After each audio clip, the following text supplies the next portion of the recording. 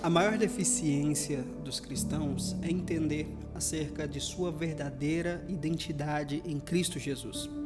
É por falta de clareza, por falta de revelação a respeito desse assunto, que nós vivemos e vemos uma igreja limitada, fraca, que vive refém de várias heresias, de várias circunstâncias e criadas, estabelecidas pelo diabo.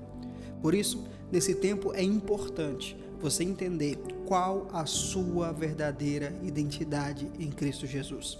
E é sobre isso que eu quero começar a falar com você hoje, no nosso primeiro episódio do nosso retorno, do nosso devocional. Agora, um novo programa, uma nova roupagem, mas o mesmo objetivo: manifestar, compartilhar a graça de Deus com você.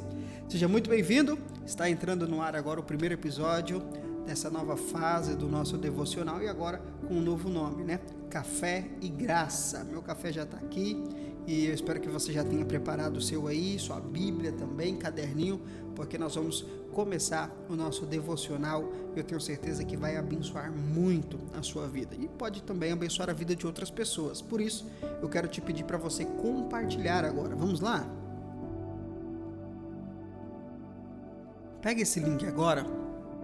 Manda aí nos grupos do WhatsApp, manda pra galera, compartilha, porque eu tenho certeza que muita gente será abençoada pelaquilo que nós vamos falar aqui hoje. Eu quero falar com você sobre identidade. Nesses próximos dias nós falaremos sobre isso, para que você tenha uma clareza maior de quem você é em Cristo Jesus. Se você não entende quem você vive uma vida que não é sua. Você vive refém de coisas que não deveria. Você acredita em coisas que não deveria. Por isso que é importante nós termos clareza disso.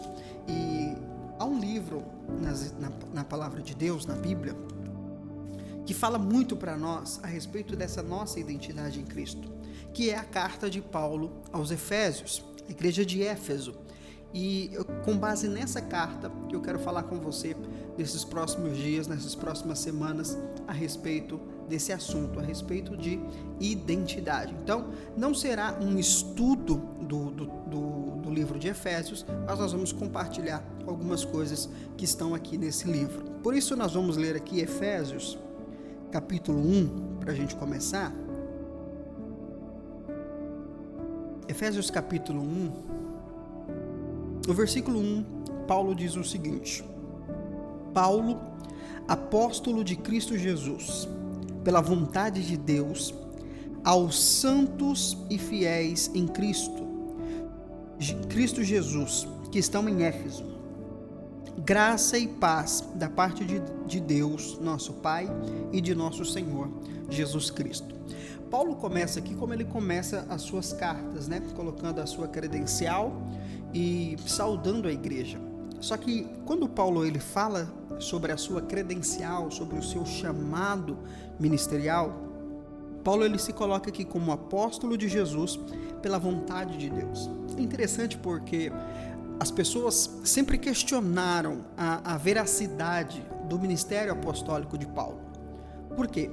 Porque Paulo não foi um dos 12. Paulo não conviveu com Jesus como os 12 discípulos originais caminharam com Jesus. Então, havia muito essa falta de credibilidade no ministério de Paulo. E Paulo fala que em algumas cartas, e aqui ele faz isso também, ele começa a defender o seu ministério, dizendo que não foi o homem que escolheu ele, não foi o homem que levantou ele, mas foi o próprio Cristo, segundo a vontade de Deus. Então, o que Paulo está dizendo é que o seu ministério, ele não provém da natureza humana, o seu ministério não provém do sistema religioso, o seu ministério provém de um chamado de Jesus. Então, entenda o seguinte, o que nós vamos estudar aqui nesses dias vai contra muito sistema de crenças que você tem na sua cabeça. Vai contra a realidade que nós vemos por aí, dentro das igrejas. Por quê? Porque o que nós vamos ouvir aqui, nós vamos compartilhar aqui, são revelações que Paulo recebeu do próprio Cristo e que trouxe para a igreja uma visão, uma revelação, um entendimento que até então não existia. Se você analisar o Novo Testamento, existe uma igreja antes e existe uma igreja depois da chegada de Paulo. Por quê? Porque Paulo, diferente dos outros apóstolos, Paulo teve uma revelação de Cristo, mas não o Cristo humano, não o Cristo segundo aquilo que os apóstolos viveram, mas o Cristo glorificado, o Cristo da obra consumada e o reflexo disso na vida da igreja. Então, quando Paulo escreve, Paulo vem trazendo para nós essa revelação de quem nós somos. Paulo não vem para falar de um sistema religioso, Paulo não vem falar de uma liturgia, assim como nós temos a base dos apóstolos, que é o judaísmo. Paulo, por mais que ele era judeu, não é isso que ele vem trazer para nós a revelação de Cristo glorificado e da igreja como sendo parte desse corpo, parte dessa revelação, dessa nova estação, dessa nova aliança, que é a revelação da graça de Deus. Então, os escritos de Paulo são escritos muito profundos, porque não fala de doutrinação religiosa, mas de uma revelação da nossa identidade. E é por isso que nós precisamos nos atentar às palavras de Paulo, porque há uma revelação especial para nós, a revelação da nova aliança, a revelação da graça de Deus. E ele diz o seguinte, que ele escreve aos santos e fiéis em Cristo Jesus que estão em Éfeso. Aqui nós já começamos a revelação, né? Existe uma expressão aqui do versículo 1 que é a expressão em Cristo. Se você tiver com a sua Bíblia aí, você tiver uma caneta, eu queria que você grifasse essa expressão. No versículo 1, tá aí, ó, em Cristo.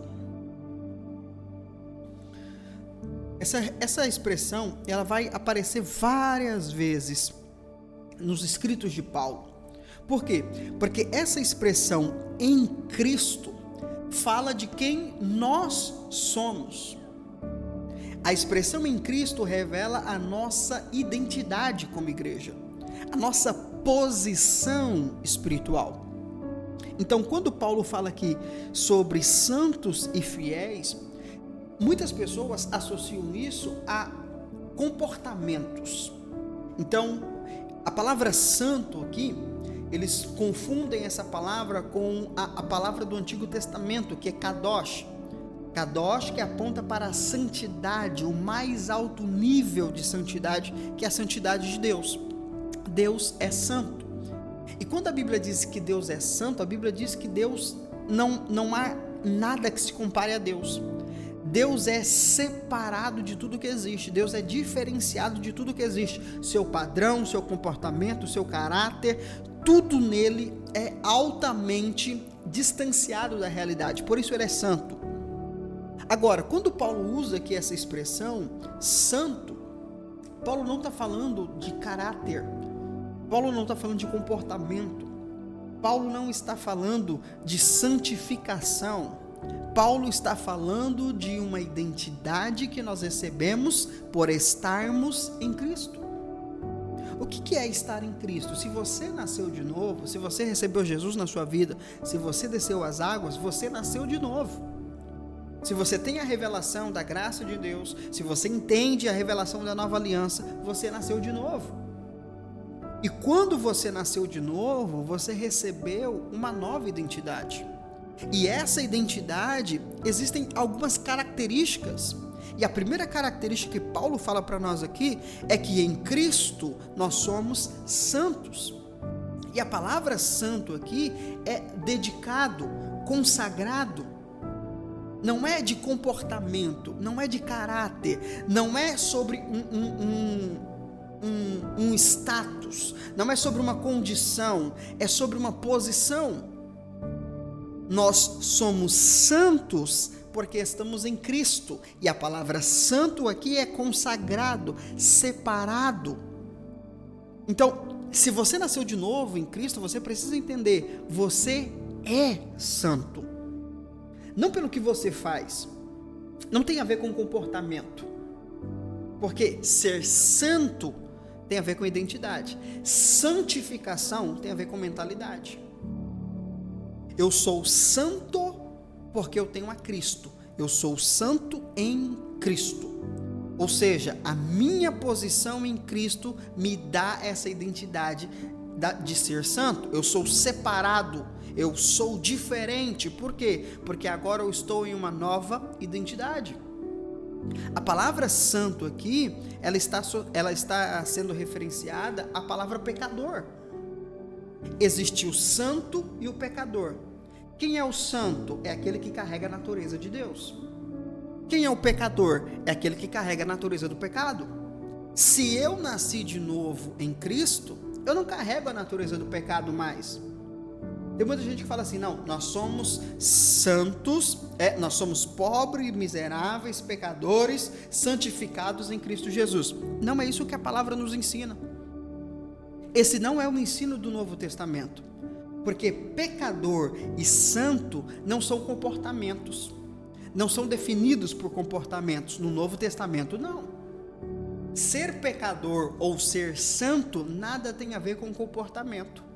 Tem a ver com identidade. Tem a ver com natureza. Se eu carrego a natureza do pecado, eu sou pecador. Não importa o que eu faça, eu sou pecador.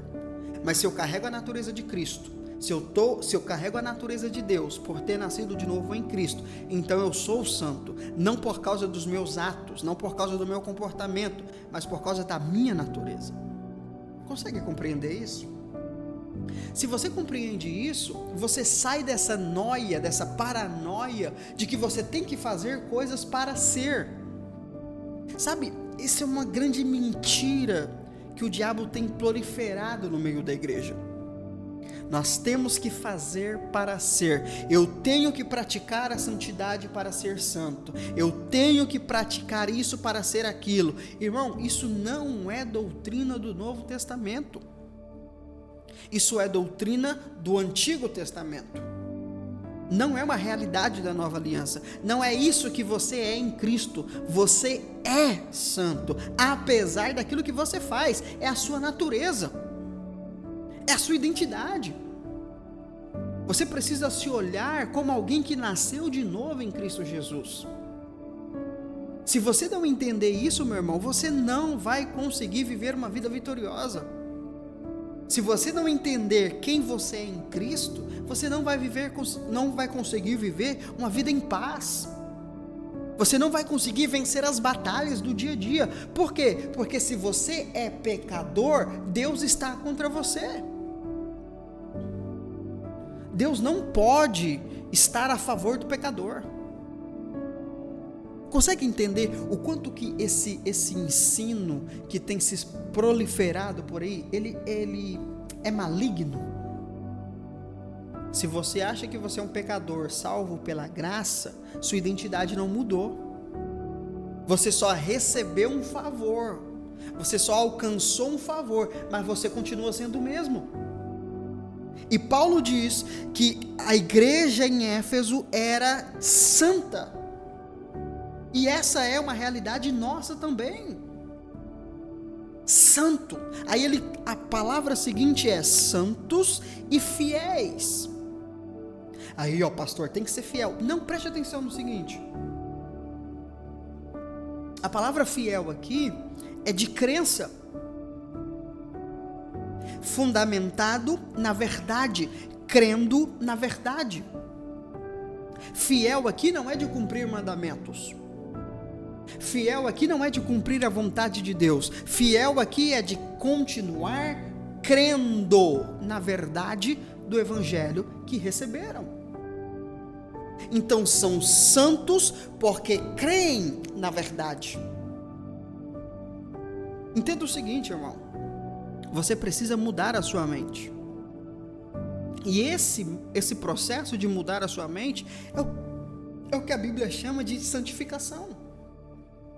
Por quê? Porque uma vez que eu mudo a minha mente, eu mudo o meu entendimento. Se eu mudo o meu entendimento, eu mudo os meus sentimentos. Se eu mudo os meus sentimentos, eu mudo o meu sistema de crenças, os meus hábitos. E se eu mudo os meus hábitos, eu mudo o meu comportamento. Ou seja, Não é sobre parar de fazer as coisas para ser santo. Não, eu sou santo, mudo minha mentalidade e automaticamente os meus comportamentos serão mudados. Por quê? Porque eu vou ser fiel à minha nova identidade. Essa é uma revelação que você precisa ter. Se você quer viver uma vida extraordinária, se você quer viver uma vida longe do pecado, uma vida vencedora diante das adversidades da vida, se você quer vencer o diabo, se você quer resistir ao diabo, se você quer avançar contra a resistência do diabo, você precisa entender quem você é em Cristo. E a primeira palavra, a primeira chave que Paulo traz para nós, da nossa nova identidade é: você é santo. Santo. Você recebeu uma nova natureza. Você não faz parte mais da identidade de Adão. Você não é mais alguém que está desconectado de Deus. Você é alguém que nasceu de novo, você tem a Cristo e por estar em Cristo, você é santo. Você é separado da identidade comum do homem. Agora você carrega a natureza de Deus. E essa natureza é que vai trazer a você a sua nova identidade. Vai trazer a você uma nova herança. Vai trazer a você uma nova posição espiritual. Se você não entender que você é santo, você nunca vai acessar tudo aquilo que Deus tem para você. Se a sua mente está consciente de pecado, se você acha que você é um pobre, miserável pecador, você nunca vai acessar o que Deus tem para você. O diabo sempre vai paralisar você. Mas se você entende quem você é e permanece fiel a essa verdade, você se torna alguém inabalável. Amém? Conseguiu me compreender? Esse é só o primeiro episódio, nós vamos continuar falando mais sobre isso, mas eu preciso que você compreenda isso. Existe uma nova identidade para a igreja de Jesus.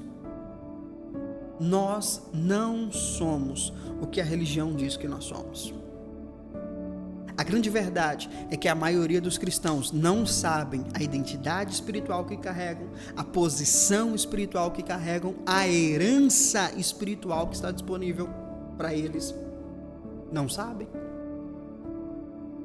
E por não saberem disso, por não terem essa revelação, estão presos em uma vida amarrada no pecado, no legalismo, nas derrotas, nos vícios. Mas eu oro para que nesses dias, com esse devocional, eu possa cooperar com você, poder compartilhar com você, contribuir com o seu crescimento espiritual. A palavra diz: conhecereis a verdade, e a verdade vos libertará. E a verdade é a graça de Deus, a nova aliança, a obra consumada de Jesus. Amém? Eu quero orar com você para que nós possamos internalizar isso que nós ouvimos hoje. Na quinta-feira nós estaremos de volta com o nosso devocional. Eu espero você aqui para a gente compartilhar dessa palavra e entender a nossa identidade espiritual em Cristo Jesus. Amém? Vamos orar? Feche os seus olhos. Feche os seus olhos. Pai, obrigado, Senhor. Obrigado por mais esse dia. Obrigado pela tua graça. Obrigado pela vida de cada pessoa que está aqui nessa manhã. Cada pessoa que está ao vivo, cada pessoa que vai assistir depois essa ministração, esse episódio de hoje, desse devocional. Pai, eu oro para que espírito de revelação, de sabedoria, de entendimento venha sobre os teus filhos. Que todas as crenças erradas, todos os sofismas religiosos que parecem verdade, Santander mas Empresas que começa